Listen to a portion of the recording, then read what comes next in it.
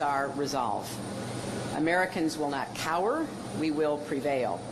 We will defend our country, and we will defeat the evil, twisted ideology of the terrorists. I'm the only candidate in this race who has been part of the hard decisions to take terrorists off the battlefield. And I've laid out a comprehensive plan to meet the evolving nature of this threat and take the fight to ISIS everywhere they threaten us, including online. I'm grateful to have support and advice from a wide range of bipartisan national security leaders who've worked with both Democratic and Republican presidents. When we met together earlier this month in New York, one of the points they emphasized was the need to support state and local law enforcement who act as our first line of defense, making sure they have the resources, the training, and intelligence they need to effectively prevent and respond to terror attacks. And this weekend's events underscored how important that is. We should also launch an intelligence surge to help identify and thwart attacks before they can be carried out. We need to work more closely with Silicon Valley and other partners to counter terrorist propaganda and recruitment efforts online. And it is crucial that we continue to build up trust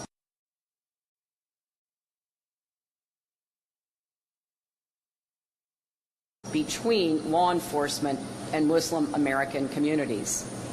In the Middle East, we have to smash ISIS's strongholds with an accelerated coalition air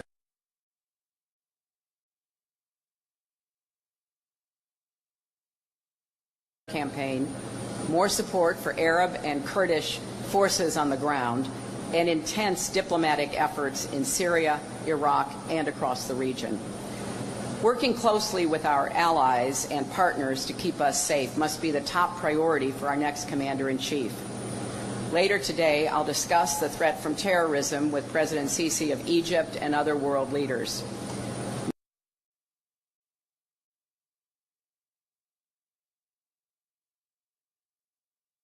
Most of all, I want to say this to my fellow Americans.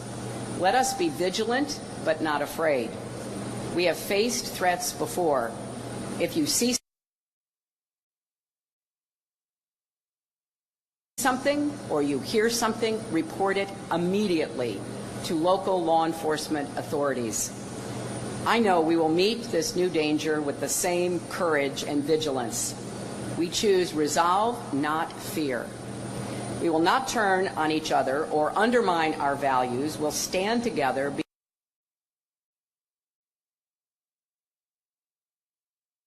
because we are stronger together in the face of this threat and every other challenge. I'd be glad to take some questions.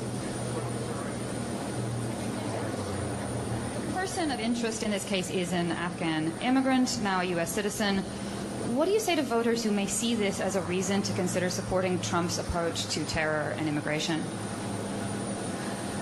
Well, it is true that a suspect of interest has been identified, and we need to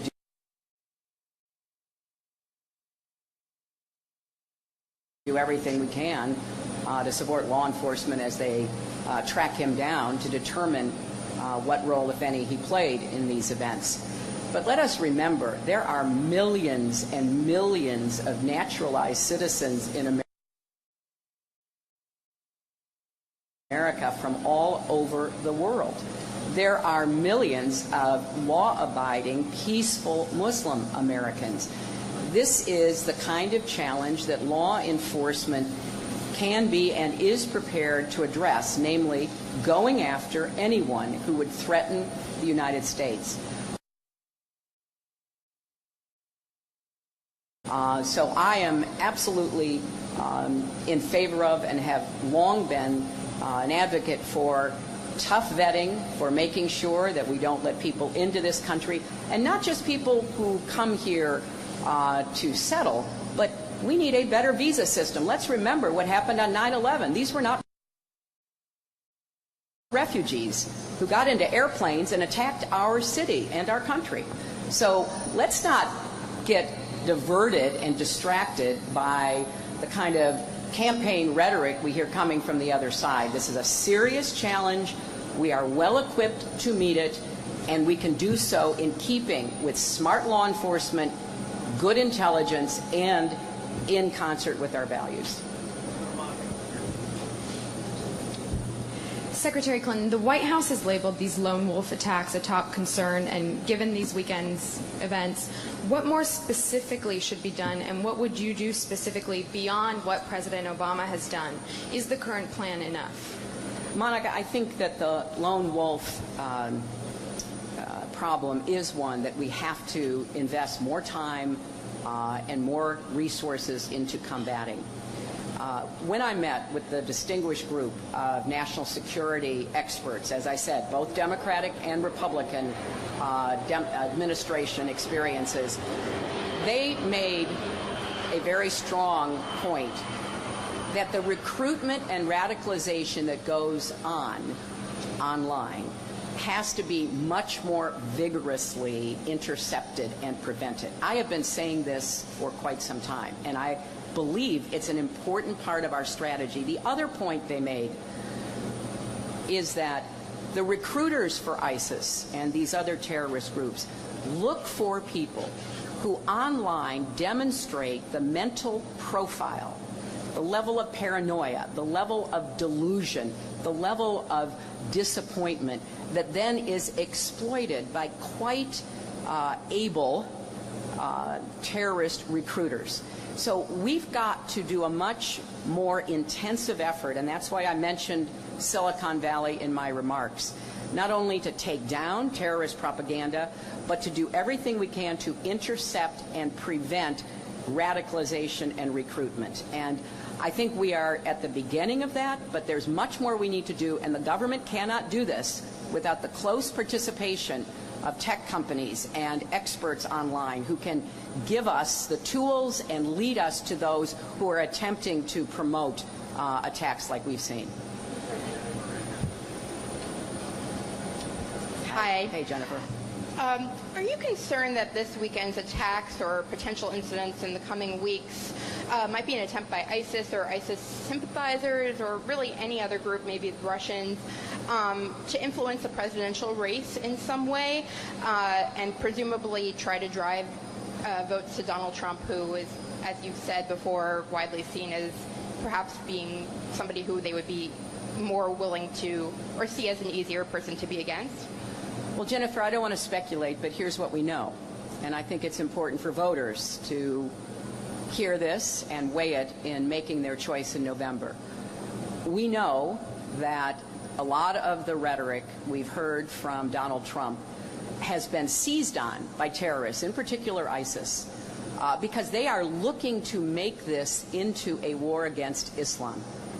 Rather than a war against jihadists, violent terrorists, people who number in the maybe tens of thousands, not the tens of millions, they want to use that to recruit more fighters to their cause by turning it into a religious conflict.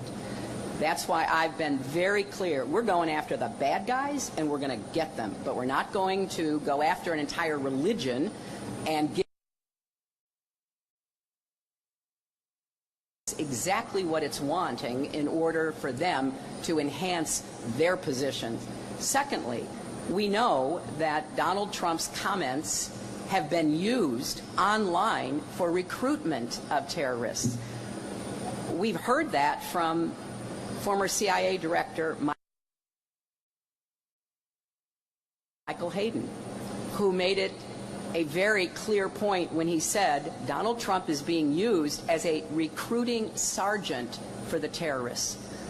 We also know from the former head of our counterterrorism center, Matt Olson, that the kinds of rhetoric and language that Mr. Trump has used is giving aid and comfort to our adversaries. Now look, as I said in my remarks, I'm the only candidate in this race who's been part of the hard decisions to take terrorists off the battlefield.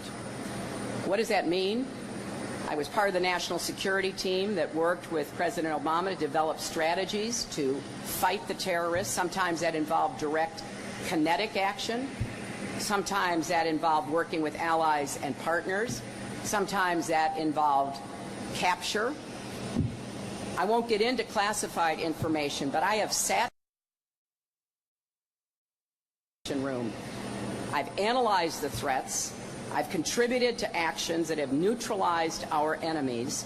I know how to do this, and I understand how we don't want this to get even bigger than it already is. So we're going to stay focused on what will work and how we deploy a strategy that will protect America, work with our allies and partners to take ISIS down, and have a strong counter-terrorism effort online in order to try to defeat the ideology that stands behind these terrorist attacks. Secretary Clinton, as you know, Donald Trump has had a lot to say about your record on this issue over the weekend. Here's one example. Under the leadership of Obama and Clinton, Americans have experienced more attacks at home than victories abroad. Time to change the playbook. What's your reaction to that characterization? Well, it's like so much else he says. It's not grounded in fact. It's meant to make some kind of demagogic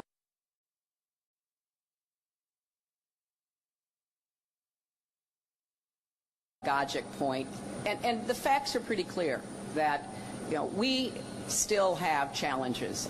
That's what I have been talking about throughout this campaign.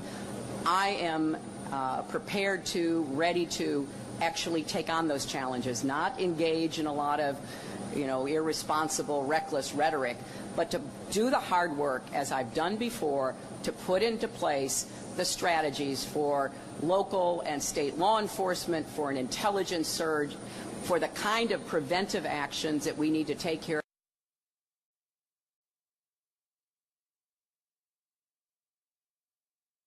at home, and to intensify our efforts to defeat ISIS. You don't hear a plan from him. He keeps saying he has a secret plan. Well, the secret is he has no plan. So let's focus on what we really can do, and what I've laid out is a path forward that will keep us safer, protect our country, and go after the terrorists to finally destroy them. So, thank you.